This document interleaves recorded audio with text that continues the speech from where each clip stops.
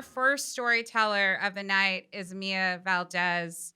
Mia's here to share a story about a non-traditional haunting, and it came from within. Please welcome to the stage, Mia Valdez. Hello, everyone. My name is Mia Valdez, and I am a Mexican-American woman. Wow. You guys are laughing. No, hi. My name is Mia, and I am, growing up, my mother and father, they're both Mexican Americans. My cousins, the family, aunts, uncles, and brothers, they're all kind of fair, brown-skinned Mexican people. So you probably wouldn't guess that looking at me. And even though we grew up with a lot of love in our family, and I had a lot of love in my heart, I knew that other people didn't see me that way, and I was their daughter, but at the same time, I was somehow still the biological child of a Black man who I don't know. I may very well die never knowing him, and that's fine because I'm tough. But and also because my parents are great. You know, my mom is Mexican, my dad's Mexican. My dad is so Mexican that he doesn't even call white people white people. Hi, TPR. He calls them Anglos, right? And I keep trying to tell him it's pronounced colonizer. No, but my dad is great. They're beautiful people, but over time, you know, this was a really I realized that I had confusing, complex emotions and feelings towards myself. I started to feel haunted, right, if you will, and it wasn't long before that eventually started making its way out into the world. Like I said, I am Mexican American, and as with any Mexican American family, the day comes along when you're 13 and it's time to start babysitting your cousins who are like 2 years younger than you. I loved our family. We were hilarious people. We were toxic and very loving. My two younger cousins, Allie and JoJo, I loved them so much. They were the babies of the family, and they were identical looking, even though they were a couple years apart. They were like two little adorable chubby brown Mexican kids, and when that happens, sometimes your aunt tells you don't feed them, and she would tell me, she's like, they're gonna ask like 10 times, only say yes on the 7th time they ask. So she wanted me to starve her kids, and I latched onto that. I was like, whatever you want, Aunt Martha, I'll starve your kids for you. And I was babysitting them, and it was, they were difficult kids. I was a little older, and even though I loved them, I didn't want to be around them. I wanted the money. And as with many Mexican American family, I didn't get paid. But I wanted the money, and it was, I couldn't understand how to like take care of them and starve them at the same time. So eventually, suddenly, I sort of developed this weird habit of pretending that I was possessed by a demon so that they would leave me alone. And I was babysitting them. It was a lot of fun. And then they would like ask for food, keep asking for food. And I'd be like, you guys eat a lot of food and it's pissing me off, which is not, it's problematic now. But I thought I was doing a good thing. And I loved pretending to be possessed by a demon. I loved how evil it felt, and being in control of the situation. And eventually I got to the point where I'd do this deep guttural voice, like, I'm gonna haunt you, ese. Stop asking me for food. No. But I'd pretend to be possessed, and then one day I was like, let's make it worse and traumatize them. And I would like try to fight the demon. I would like pretend that I didn't want to be possessed, but I couldn't help it. Stop asking me for PB and jelly. So I told them, I got like a really serious look in my eye, and I was like, oh no, the demon's talking to me. He says that one of you has And you have to choose. It was so evil. I loved it. And they were terrified. They didn't know what to do. And I got to the point, like, in the middle of all the fun I was having, I was like, why am I doing this? Why does it feel so good to finally make other people feel, kind of paranoid and anxious and, unsure of what lurks around the corner? Am I just evil, or is there a deeper meaning to this? And I would do that. And then eventually I realized that I could kind of use that to kind of gain some status in a weird way in other areas of life, like with my friends. In the 6th grade, I was having a hard time. It was tough. I, felt like an outcast for a lot of my life. And then, the best place to be an outcast is in middle school, in like 2006 or whatever. So I had one really popular friend, and I sort of convinced her to invite like the more popular crowd to come over to my house before school in the mornings, and we'd all get ready, and then we'd walk to school together. And I did this really with no intention of showing up to school on time. That's not my thing. It was to get a crowd of people together at my house. I tricked them into doing that. And then I pretended that my entire house was haunted now. So it wasn't just me.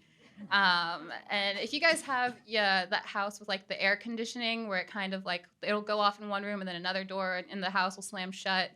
So I would pretend that there was a ghost or a demon in the house. And in order to get rid of it and to set it free and let it move on to the next life, they had to hold my hand and be friends with me.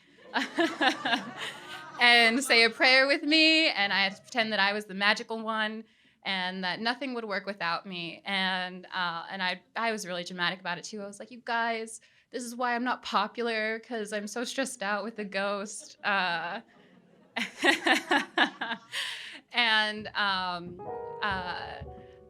remember it never really worked, but I remember deeply the feeling of wanting other people to know what it was like to be haunted.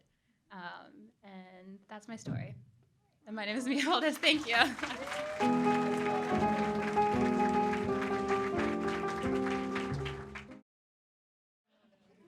Our next storyteller is Kevin Larz Phillips.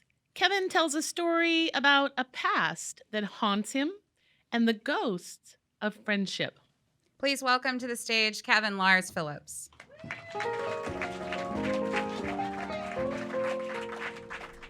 It's not short, I'm just tall. So, my best friend growing up, Michael, we were the best friends that through grade school, high school. It was like I knew that I was going to be his best man at his wedding. He was going to be my best man at my wedding. And we eventually went to college, drifted apart a little, but we knew that our friendship was the type of friendship that could survive anything. And then as college came to a conclusion for me, I gradually started to slip into a depression. And it was through being in a relationship that I knew was falling apart. It was due to underemployment. After just gotten a degree, I started working as a gas attendant at Sam's Club. No shame in that, but with a bachelor's, you would think you would do a little something more.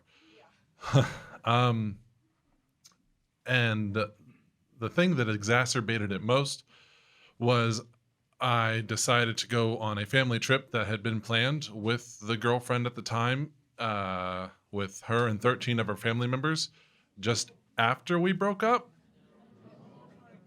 to Disney World. The happiest place on earth is not the best place to start losing your mind. I started getting really paranoid. I thought people were out to get me. It got so bad that on the way back, driving, because obviously driving was the best solution for my mental state of mind. Driving back, I was with her stepdad, and I pulled the wheel of the car to be able to jump out because in my mind, I knew that he was going to have me dropped off somewhere, tortured and killed, which absolutely was not true. But I started to hitchhike to go back in the opposite direction to get away from him. And I ended up getting a ride from the police. And they took me to the Louisiana State University Mental Health and Sciences Center, where I spent 2 of the worst weeks of my life. There were things going on in my head that were not real, that felt so real. I didn't want to take a shower because I thought that there would be something dangerous in the water that would hurt me. I thought that things on the TV were talking about me. It was not good. But I eventually got to the point where meeting with the doctor, knew what to say to get released, even though they were not true, and was released to my family. And for another about 3 months, it really was subsiding. And I finally thought things were going to go back to normal. And Michael was still there. He was supportive. He knew what I had gone through was very difficult, and he was still supportive through this moment in my life. But then new symptoms started to surface. There was pressured speech, there was grandiosity, there was fiscal irresponsibility, all signs of bipolar 1, which I have diagnosed to this day. And it turned me into an asshole. And I started losing friend after friend after friend. Michael and I had our rough patch there, but I ended up into a time of stability, getting on the right meds after being released from jail in 2012. And by 2013, it was time for his wedding. And due to the fact that I was no longer really who I once was, I was not going to be his best man. I was going to be one of many, which kind of hurt a little. But I knew that I needed to go to support him for this moment in his life. However, I had recently gone off the meds that were helping and ended up being an asshole at the bachelor party at Enchanted Rock while we were camping with all of his close friends. And when we came back to Austin, he staged an intervention with my mom, my aunt, himself, and his fiance. And I walked out into the streets of Austin homeless for a couple weeks, and they had wanted me to go to the Austin State Hospital to get help. And after 2 weeks, I ended up at the Austin State Hospital and got some help. Not of my own free will. And then while I was there, I met a guy. His name was Steve. Oh, excuse me. And Steve looked like you had just plucked him off the beaches of California and dropped it in with his board shorts, his long hair, his perfectly tanned skin.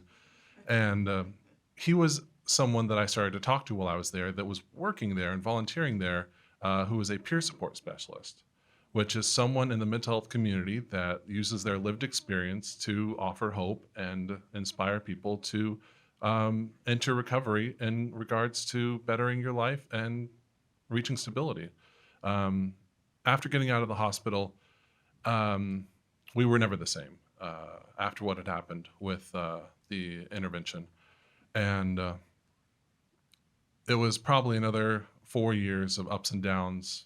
2016, so 3 years. 2016, we finally had gotten past the point where he had sent me a message saying that he was not needing to be in my life anymore and setting some pretty strong boundaries. And then Michael and I had one more argument at the end of it, and it concluded with me saying, I don't want to have any reminders of you in my life. And I've missed him a lot over the years, but I know that you have to move on. And by 2017, I had one last forensic stay at the Austin State Hospital again, and decided that it was time to truly turn my life around. I've been, since then, haven't had any episodes, hospitalizations, arrests, or homelessness. Thank you. Thank you. And in 2020, I went through the certification process to become a peer support specialist. But wait, I didn't get a job as a peer specialist till the end of 2021. But I am still that to this day with the Center for Healthcare Services here in San Antonio. And Michael is not my best friend anymore, but I do have a new best friend. Her name is Elisa. We met during the pandemic. We've been together since 2020, and we're now cohabitating, and I'm living with her and her daughters, my bonus daughters, and life is pretty good. And I'll leave y'all with a PSA. If you have anyone, family, loved one, friend that is going through a mental health crisis, there is now a non-emergency number that you can call, which is 988 for people in a mental health crisis. Thank you.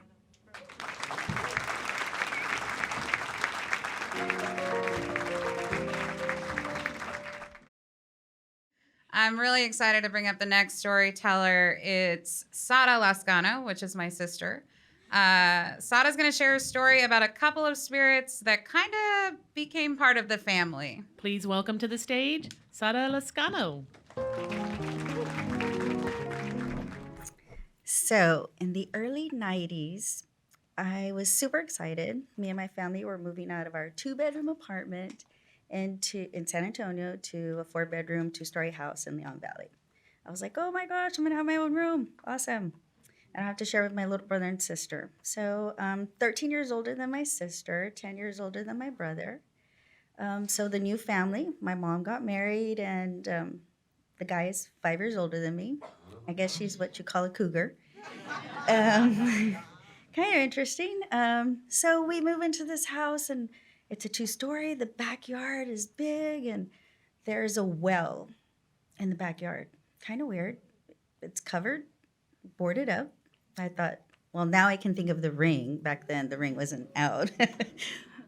So kind of weird, but next door neighbor had chickens and peacocks and roosters, and we had dogs, and that was not a good combination. So we're moving in, slowly unpacking, super tired. My brother and sister go to bed. I go to bed. My mom stays up unpacking. So I find this out the next day. She's like, the next morning, I wake up. She's, oh my God, don't tell your brother and sister.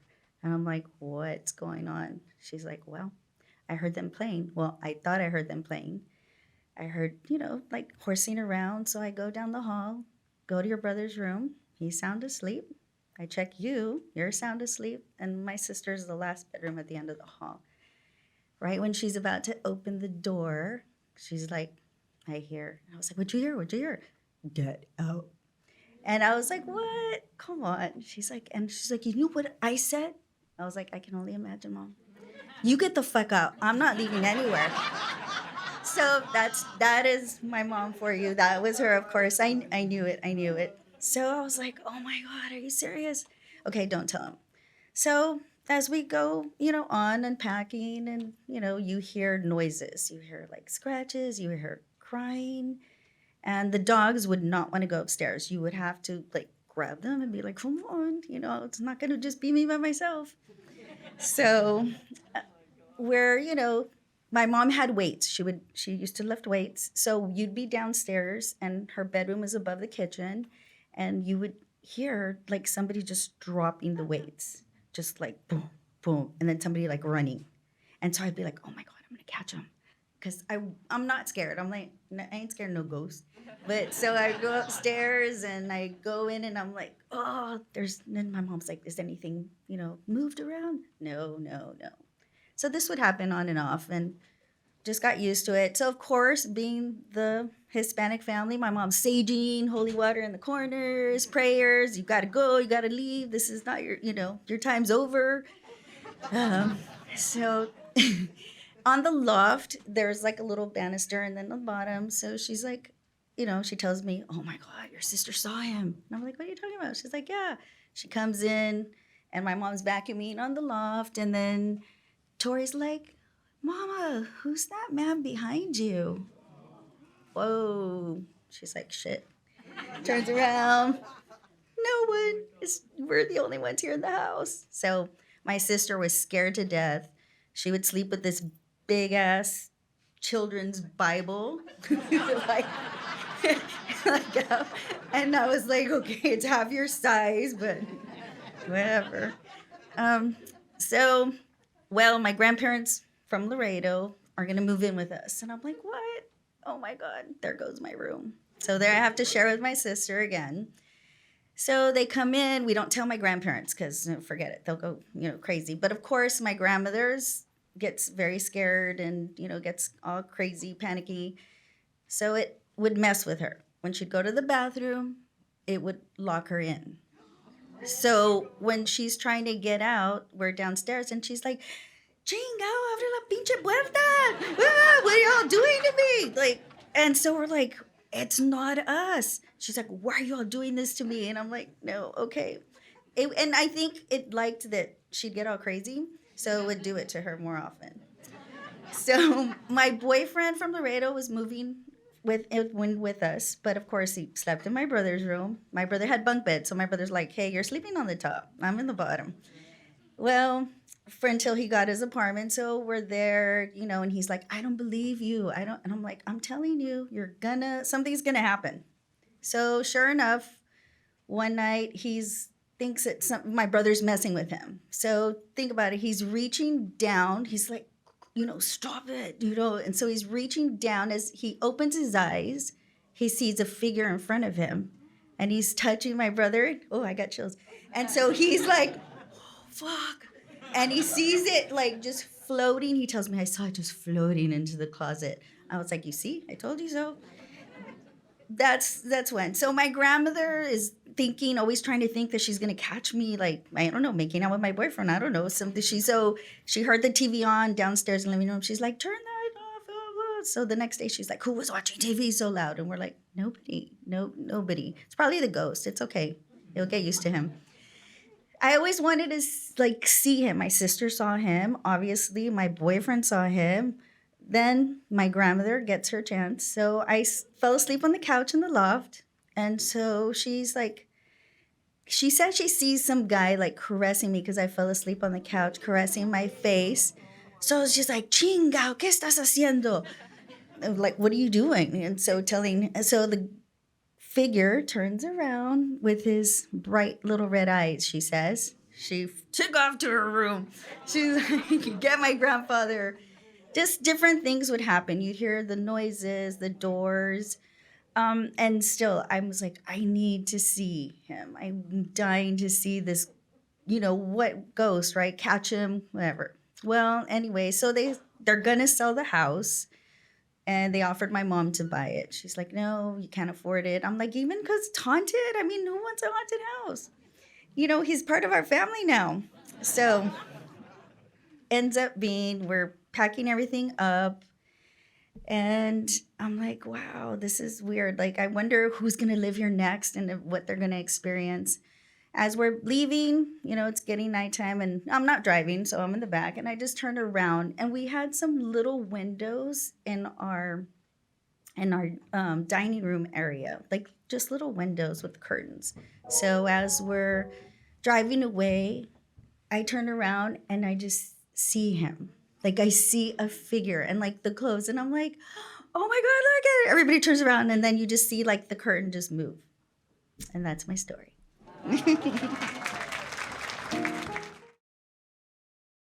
Is Regis Velasco. Regis shares his story about how some relationships just end with silence. Please welcome to the stage, Regis Velasco. So, I haven't had the best luck with love. Look at me.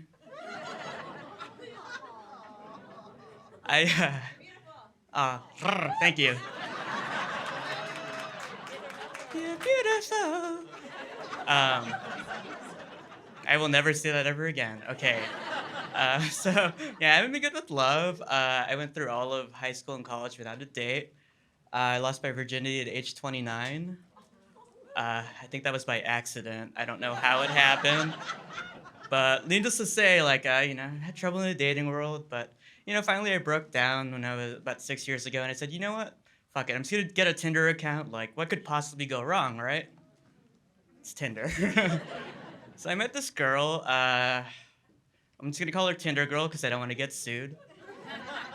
And we were a bit of a mismatched couple. She was 5'10". I'm 5'2". Still am. She'd have to stoop down to kiss me, right? And it'd be even weirder when she would pick me up. And then just like hugging her was weird because I was like at a standing motorboat. So every time I would hug her, I would also sexually harass her consensually. Consensually, very consensually.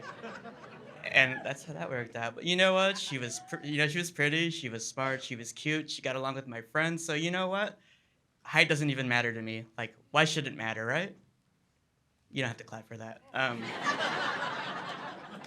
But she was really cool, and I thought it was gonna last for a while, but the cracks started to form. She would always show up to our dates like drunk, and when she wasn't drunk, she would be high from smoking weed, which I did not approve of at the time.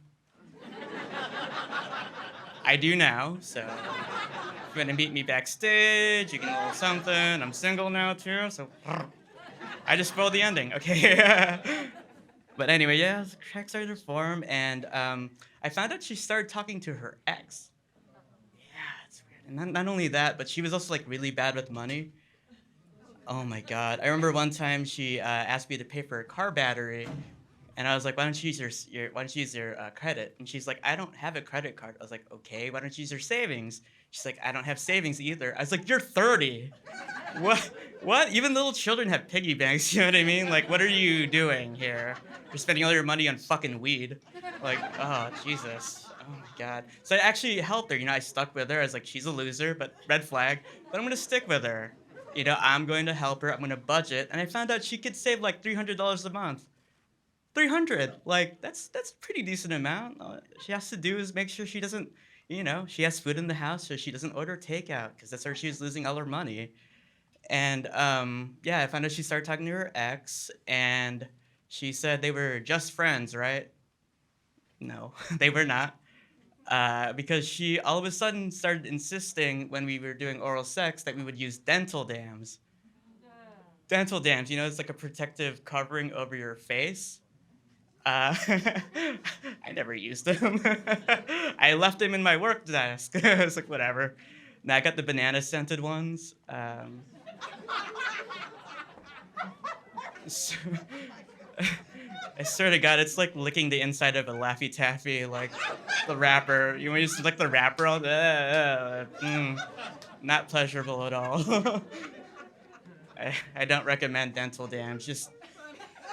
And we'd already shared each other's bodies for like an entire month. I was like, why are we doing this now, It's like, imagine like really liking chocolate, but then they tell you have to eat it to the wrapper now. And like, come on, man. You have to eat it to the wrapper because I don't know what the wrapper's contaminated with, but like whatever, we got cross-contamination going on here. So like after that, I was like, okay, you know what, I'm done. I don't want to do this anymore. And we started I started to disassociate myself from her. I was just thinking of ways like, how do I tell her, Do I text her? Do I call her? Do I tell her in person? We've been doing this for like a month now, so I don't want to just like up and leave. But for an entire week, I got nothing but radio silence. Like nothing, no text, nothing. So she ghosted me. Or so I thought. Turns out she'd spent an entire week in jail. She deserved it. She got really drunk at work, right? And when the police tried to take her home, she ended up assaulting them. So yeah, I know, right? It's more 2022 thing. It's not so good 5 years ago. But I've never been thankful for the police until that very moment. Like they gave me like a little assist there. Thanks, police. NWA was wrong about that matter. So I got this call from jail, and we started arguing a little bit, and I was like, hey, I'm done with you. Like I don't want to do this anymore. But then I got her. I got a text from her ex, her special friend, right? And it was asking me if I wanted to donate to her commissary account. It's like saddest GoFundMe ever. It's like, hey, you want to help my girl buy some ramen? Hell no, I don't want to do that. Are you crazy? Why would I do that? You've been cheating on me for the last month. douchebag. Like, why would I do that? So after that, I was actually in Las Vegas. This actually happened, no shitting you, this happened on 420. I was actually, I was in Las Vegas. I was en route to a girl's house that I met on Bumble. It's okay. We're just friends. Me and that girl. Very consensual friends. So that happened. And yeah, she just called me and she was like hinting, she's like, hey, you know what?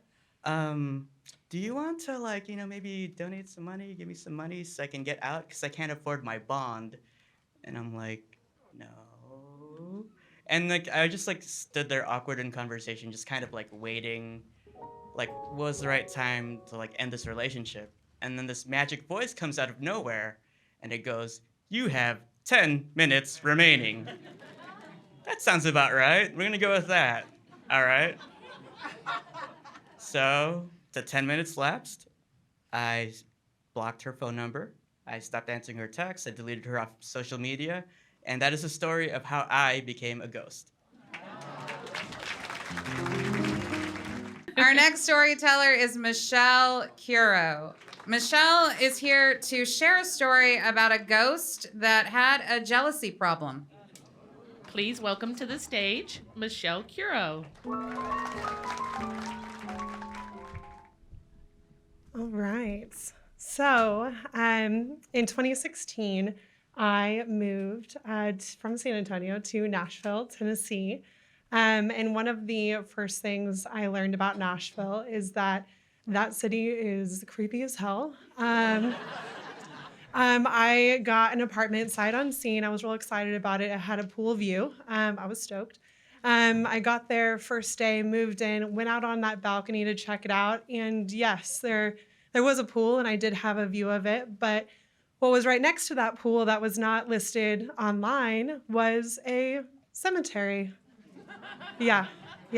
Cemetery that they found when they were building the apartment complex. And instead of moving it, they fenced it in and made it an amenity. Yeah. So I got to enjoy that beautiful view and that creepy ass vibe the whole time I was there. I lived there for about a year. And then I got to the point where I was like, you know what? I think I can move on from this and, have a less creepy situation here in Nashville. Moved into the city. Better location, not as good of a view. That was fine with me. I was feeling hopeful, was feeling excited. And basically the minute I moved into that apartment, I started feeling a presence. And it was one of those things where I would be sitting at my kitchen counter, hanging out, and I would just feel someone looking at me. It was a 1-bedroom, 1-bath, no roommate, just me, turn around, no one's there.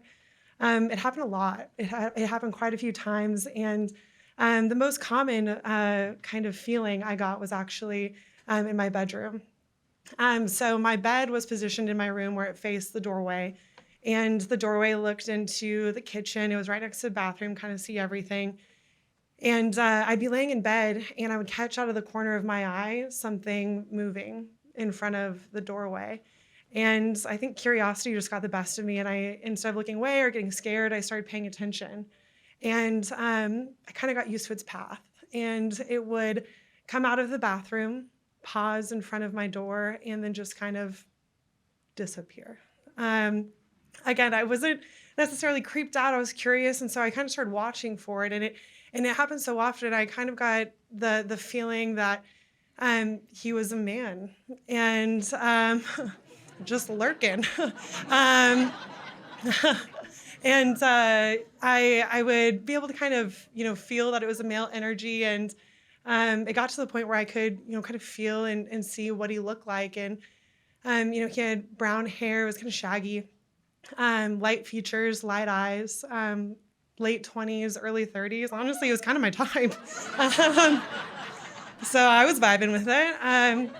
But, I didn't feel scared. I didn't feel unsafe. It was weird for sure. But, again, it didn't really scare me. But I will say at this point, I am telling anyone who will listen, my apartment is haunted. My friends, my family, it is my story at happy hour. And I'm telling people, and everyone's heard this story. And at one point, I was dating this guy, and he came over, and we're drinking beer and playing cards. And of course, he's heard this story. I'm pretty sure it's probably my opening line on Bumble. Hi, I'm Michelle. My apartment's haunted. And so we're hanging out. We're drinking beer. The beer's gone, and we decide, you know what? Let's go, go to bed, watch a movie, and just kind of relax. And so he and I are cleaning up the kitchen, cleaning up the cards, and we're kind of doing that thing that new couples do where it's like, I don't know what I want to watch. What do you want to watch? I'll do whatever you want. It's great. So we kind of take the conversation into the room, and we sit down on my bed. And while the bed faces the doorway, it also faces my dresser that has my TV and my DVD player sitting on it. And with both of us looking at the TV, all of a sudden the DVD player starts moving. It starts moving slowly. The 6 feet across the dresser gets to the edge and falls. And I burst into tears. And then the first thing out of my mouth was, I told you so. I told you that this was real. I promise. And he and I are just shocked, just sitting there in silence. And I know what you're thinking. No, I didn't move out. I stayed for another year. I stayed for another year in this apartment. I didn't necessarily see any other physical representations. There was no movement, and as long as this ghost wasn't moving my shit, I was fine. But I did still feel that presence, and I felt like, I could still, see him through my apartment. But again, it wasn't creepy. It was almost like one of those things where you see a stranger across the street, and you kind of accidentally make eye contact and acknowledge and then look away. That's how it felt. So time goes on. I decide again, this apartment is haunted, so I should probably leave. And a couple weeks before I moved out, I kind of felt things change. I'm a creature of habit. I sleep on the same side of the bed every night. I get up the same way every single morning. And one morning, I got up and there was a distinct cold spot. In my path, how I walked to the closet, to the restroom to get ready for the day, that had never been there before. And I was like, okay, that's not good. And then a couple days after that, all of the light bulbs in my ceiling fan went out at the same time. A couple days after that, the ceiling fan stopped working altogether. And I'm like, okay, well, we're almost to the end of this lease. Let's just hang on a little longer. Now, this is the part of the story that makes me sound a little scandalous, and I'm sorry. But I had another man in my bed. Different guy. Was my boyfriend at the time. Thank you. So we're asleep. We're passed out. It's the middle of the night. And all of a sudden, he wakes up by just jolting and yelling, waking up in the middle of the night. It scares the shit out of me. And I was like, oh my God, what's going on? Are you okay? What happened? And he was like, something just hit me in the face. And I was like, was it me? And he was like, no. I sleep on my stomach, hands under the pillow. I promise it was not me. But we flip on the lights and we're looking, did something fall off the wall, fall off a shelf? What happened? Nothing's out of place. And it was kind of that moment. He and I didn't acknowledge it right in that moment or say anything out loud, but we knew what it was. And so after that moment, I got the hell out of there. I did not stay in that apartment again until I moved out. And, after kind of thinking through things, I started feeling unsafe. We had crossed a threshold, right? This ghost was physically touching things in my room, touching people in my room. That's my job, thank you. But I just didn't feel safe anymore. Felt dangerous. This presence, this ghost, it felt angry. So I went on, moved out of that apartment, and throughout the past couple of years, I've had different experiences where I felt energy or I felt a presence, but for some reason it is always in a bedroom. So.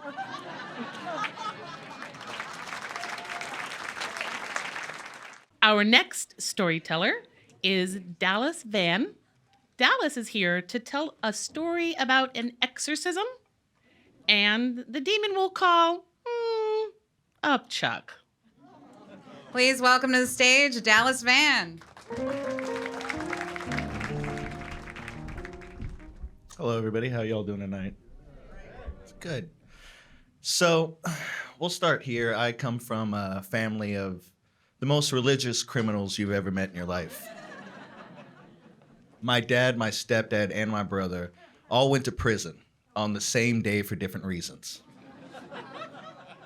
But they never missed a Sunday in church, even when they were locked up.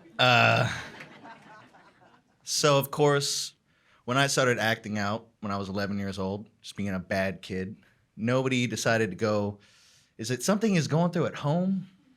Maybe the parenting, maybe the home situation. No, they went to the church, and the church said, this boy is full of demons. Which is pretty easy to take care of, apparently. You just take them to have an exorcism. Now, I wasn't the type of child that would have gone willingly. So they tricked me.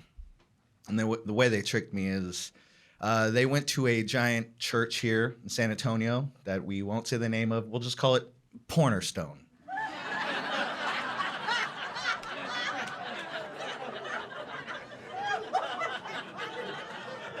You know, Pastor Leggy or whatever.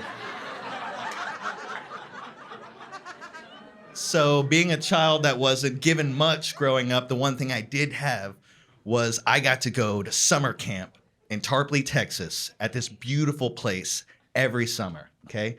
And we rode horses, we swam, we fell in love. It was all the great things you do. So when my mom said, hey, son, do you want to go to Tarpley? I was like, of course. It's October. It's kind of a weird time to go to Tarpley. But I'll go. And I should have known something was wrong when it was different. Usually, we all went in big buses full of kids. And this time, it was a shuttle van with 14 of us. So we get there, and I was used to the usual thing, right? You get there, and before you get to have fun, you have to pray a whole bunch for a long time. So I was like, all right, we'll go to church.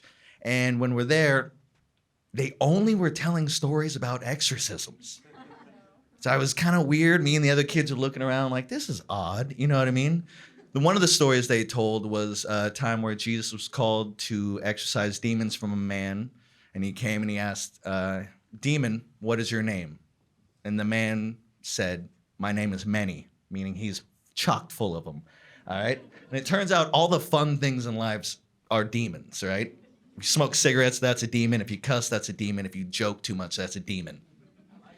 So what Jesus did was he exorcised all of the demons out of this man and put them into a flock of swine that ran themselves into a river and drowned themselves. Once again, me and the other 11-year-olds are like, this is pretty heavy. I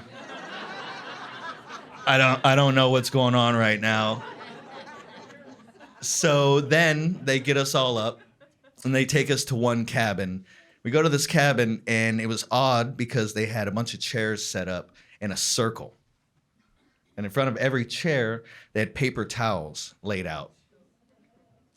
So they sit us down and they go, don't worry about the paper towels. That's part of all this. See, demons apparently reside in your belly. I thought it was like a soul thing, but no, it was in the belly. And they said they don't want to leave. So as we're pulling them out of you, they're going to grab anything inside your stomach. And so you might throw up. Once again, very odd. And if you don't know how one exorcises demons, they lay hands on you and they begin to do what is called speaking in tongues. If you don't know what speaking in tongues is, the easiest way I can describe it is it's scatting for Christians. Right? A lot of doo-wop diddly-doos.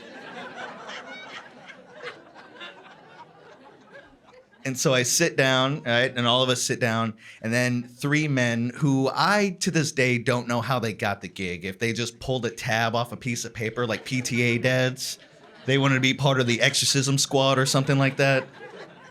So they sit us down and these three men put hands on me and they begin to speak in tongues, you know, scoobity-dap again. And as they're doing it, and I know it sounds like I was molested as I first tell the story.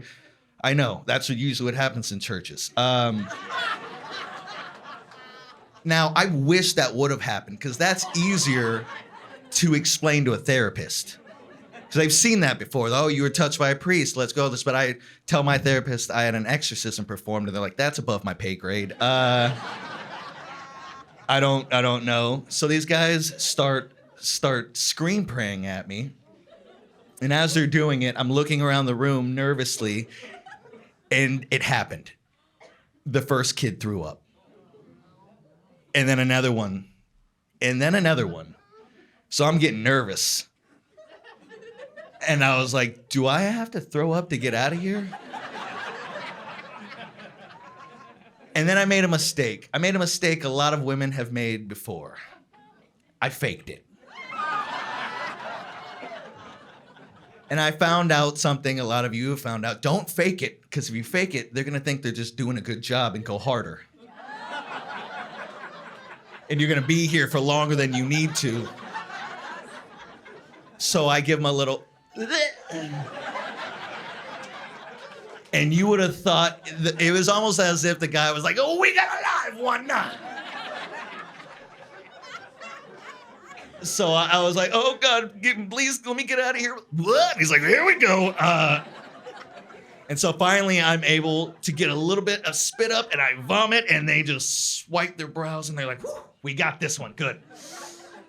And as fast as it all had started, it was over. A bunch of kids and a bunch of vomit, and apparently less demons. And I went home, and my mom just picked me up from the church like nothing had happened. She was like, "Hey, how was that?" I was like, I don't know.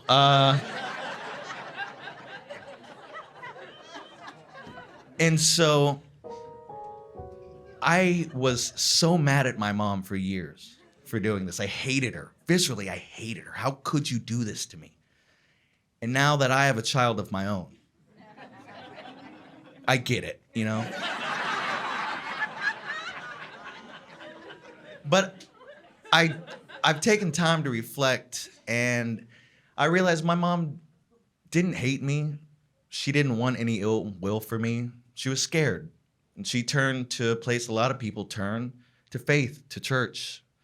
And she looks back now and realizes that, yeah, it was scarring, but I'm the only child that hasn't gone to prison. My name's Dallas Vann. Thank you very much. So it's our last storyteller for tonight. He's returning to tell us about a time he went to a funeral that went awry. Please welcome our last storyteller, George Anthony.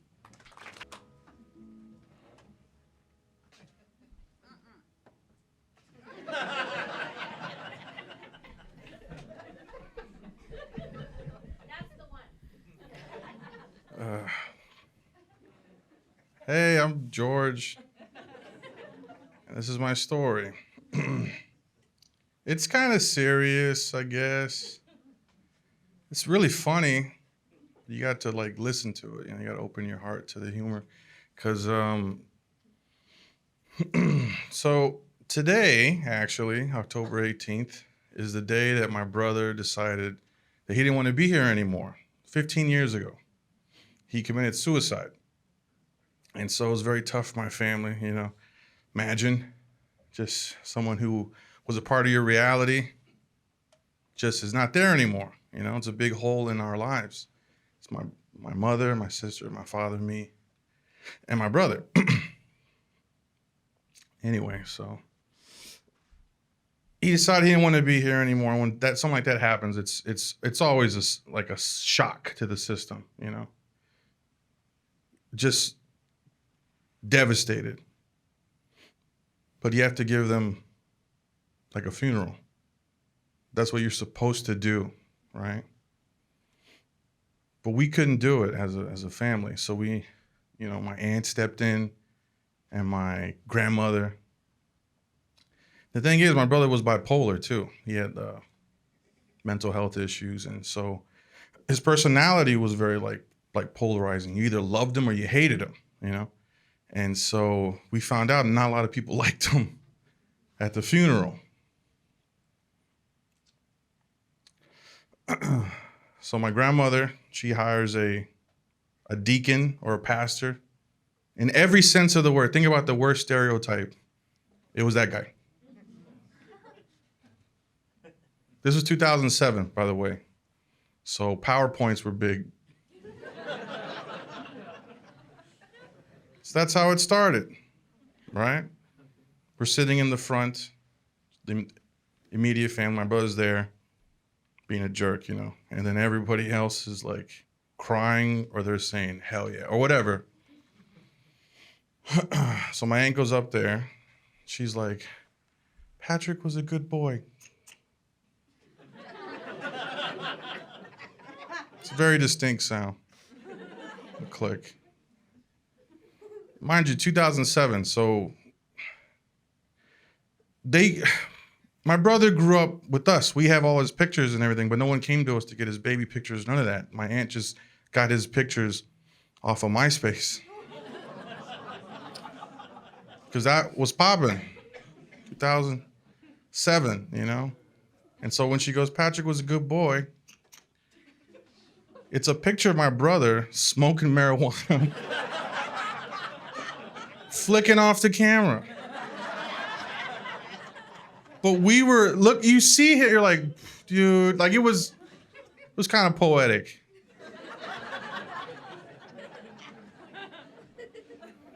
The next picture, he was a good one. So, you know, we're just looking up people, you know, they see it. And then she goes, I'm going to miss him. He's such a good boy. And it's a picture of my brother making out with his boyfriend. I'm so proud of him. And so mad at him, you know?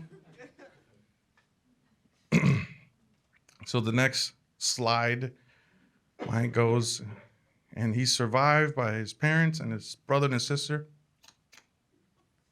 And it shows his birthday. His birthday was March 10th, 1985. But on the screen, it said March 10th, 1942.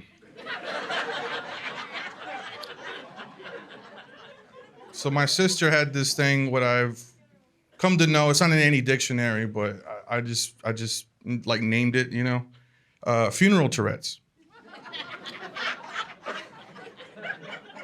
Where every so often she would yell out, you know, just not even, it was just super uncool. My aunt, 1942, right? My sister looks up, she's like, you idiot!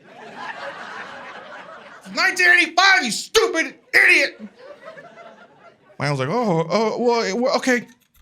And she just clicked through it.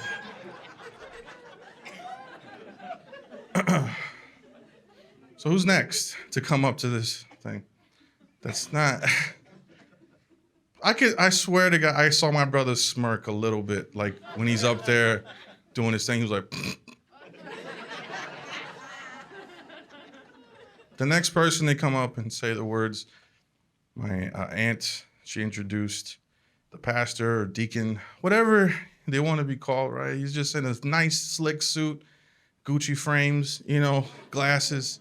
And he comes up there and he's like, okay. Like he's gonna turn this crowd around, you know? He goes up there and he's like, so how's everybody doing today? Who asked that? At a funeral. She goes, we're all here to celebrate. Paul.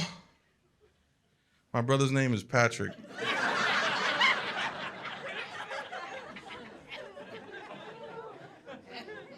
And right when he said Paul, my sister's funeral Tourette's kicked in. His name was Patrick, you jackass! He's like, okay, all right, okay.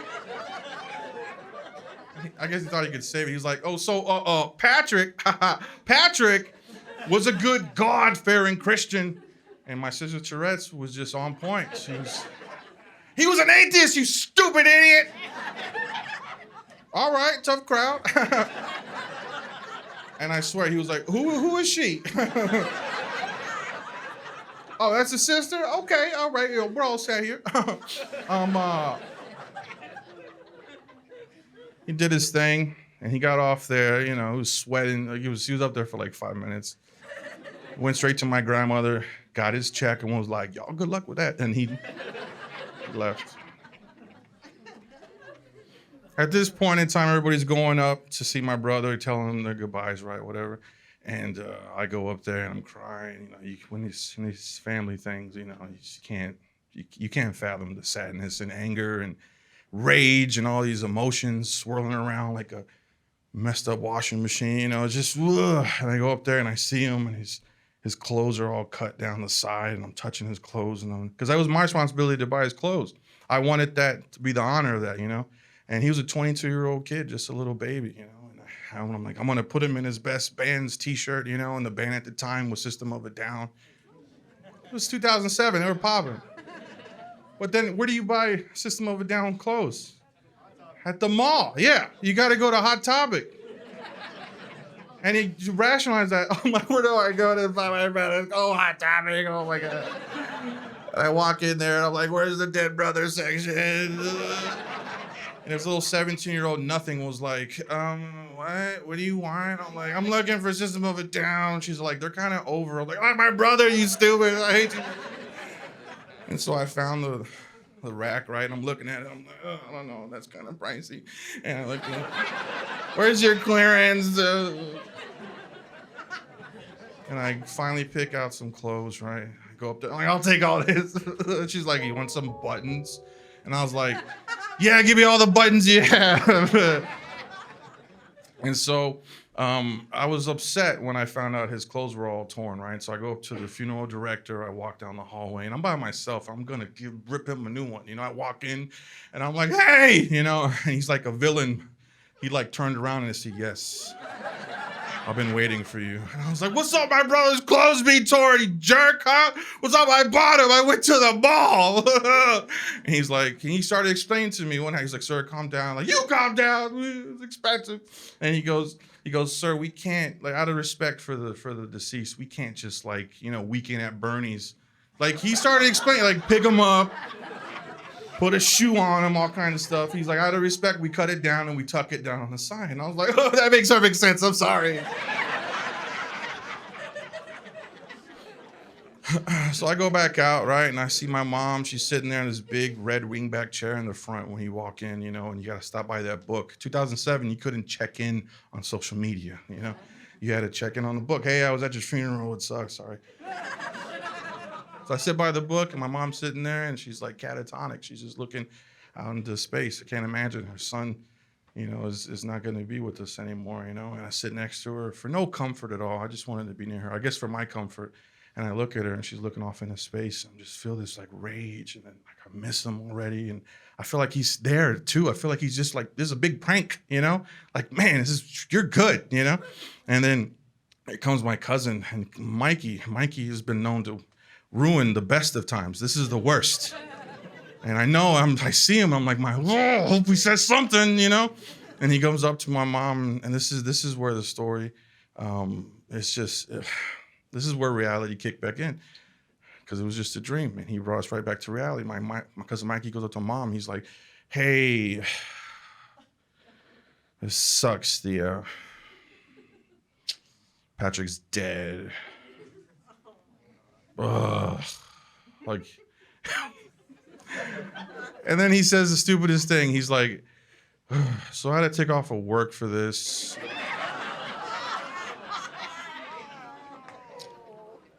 Do I get a note from you? Or do I gotta find someone who works here?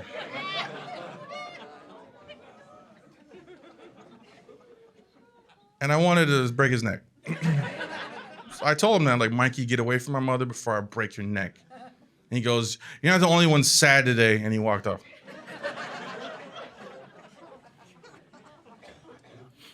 This is just another day, right?